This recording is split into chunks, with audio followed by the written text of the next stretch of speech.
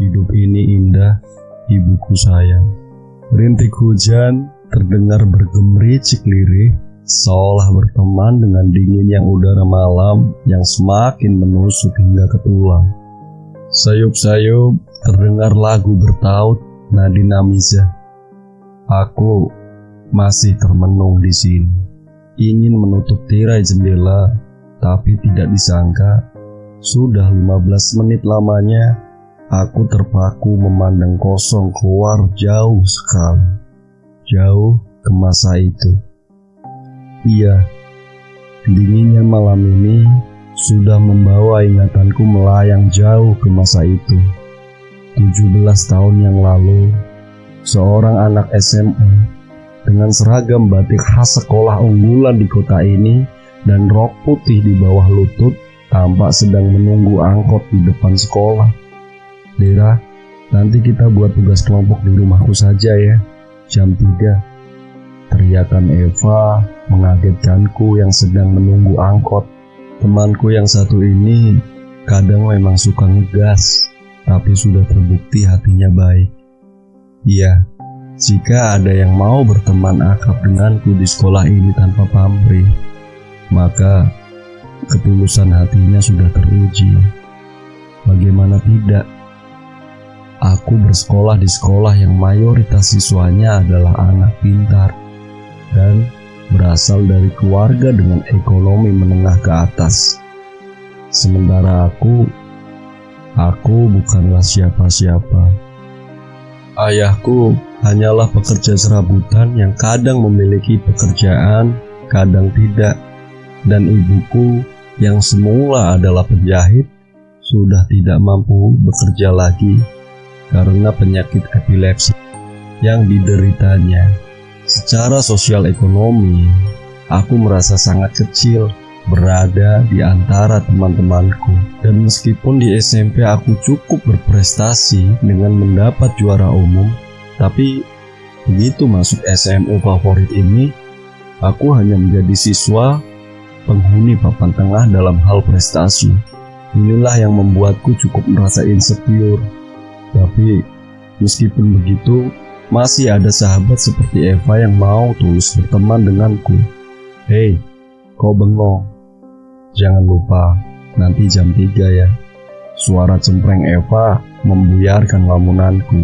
Aku pun mengangguk cepat sambil naik ke angkot yang sudah berhenti di depanku.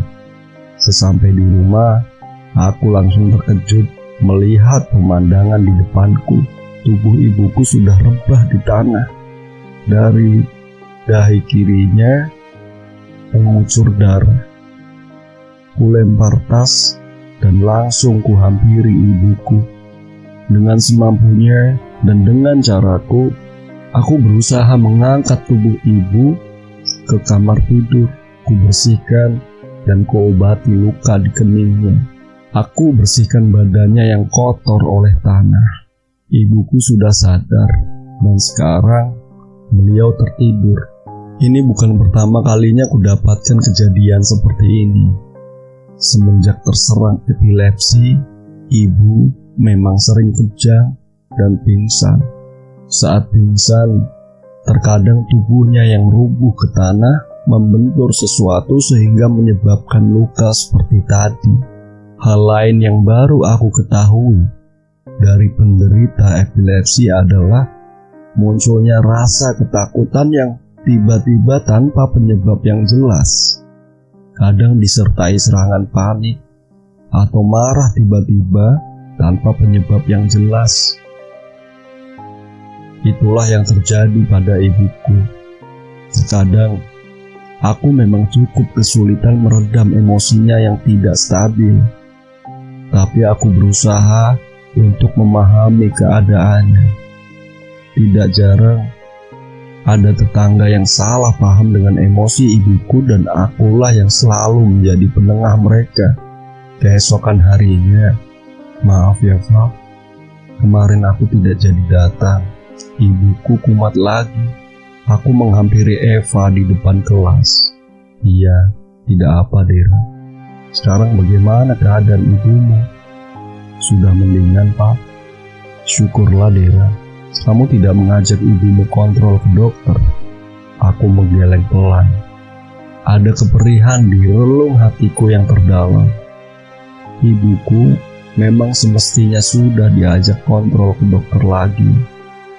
Tapi biaya berobat ke dokter saraf benar-benar tinggi.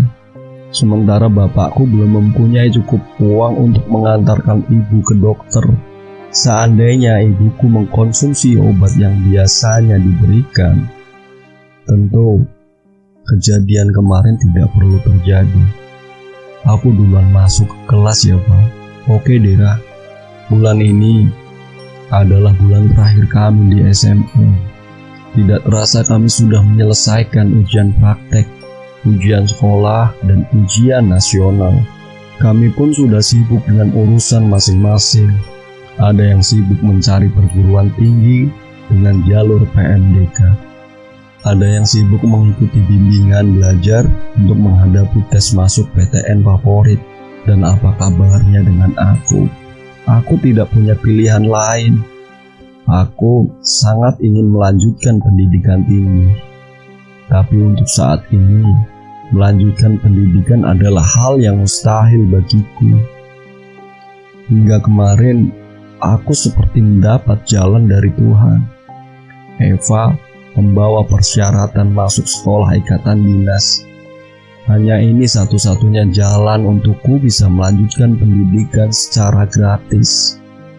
Namun aku berkendala dengan persyaratan masuknya. Aku perlu biaya untuk menjalani serangkaian tes seperti tes kesehatan, tes bebas narkoba, serta mengurus SKCK. Sementara aku tidak punya biaya untuk itu. Aku mencoba menghubungi keluarga bapakku untuk meminta bantuan, tapi hasilnya nihil. Yang ada, mereka malah mencemoohku dan mengatakan aku berkhayal terlalu tinggi. Keluarga yang lain juga mengatakan aku hanya akan membuang-buang uang saja jika tidak yakin lulus tes. Saat aku berpikir untuk mundur saja, sahabatku Eva datang lagi dengan pertolongannya. Dia membantuku menyiapkan segala keperluan untuk tes. Memang terkadang benar kata orang. Kadang yang menorehkan luka paling dalam adalah orang terdekat kita. Dan mereka yang ada untuk kita adalah justru orang lain yang tidak ada hubungan darah dengan kita. Akhirnya, tibalah saatnya aku mengikuti tes. Aku tidak memiliki modal apa-apa saat tes selain keyakinanku akan pertolongan Tuhan. Aku hanya yakin jika memang sudah waktuku dan jika Tuhan sudah berkehendak, apapun bisa terjadi. Sebulan berlalu dari saat tes. Tibalah hari pengumuman kelulusan. Dicari 3 besar di daerahku, dan akhirnya aku peringkat 3. Dan itu artinya aku lulus. Terima kasih Eva untuk segalanya. Ku peluk Eva saat mengantarkan ke bandara. Sukses selalu ya Dera. Kulambaikan tanganku ke mereka yang menggantungkan seluruh harapannya padaku. Ibu dan bapakku, aku berjanji, aku akan membuat keadaan di rumah menjadi lebih baik. Suara ranting pohon yang jatuh membuyarkan semua lamunanku akan masa yang lalu. Tidak terasa, 2 bulir air mata mengalir lembut di kedua pipiku. 17 tahun sudah berlalu. Saat ini, aku sudah menduduki posisi penting di salah satu kementerian. Tapi satu hal yang membuatku menyesal adalah belum bisa membahagiakan ibuku. Iya, ibuku meninggal saat aku baru melanjutkan pendidikan ikatan dinas selama 2 tahun. Ibuku meninggal saat aku belum sempat mengajaknya berobat ke dokter. Tanpa sempat aku membelikannya kasur yang bagus.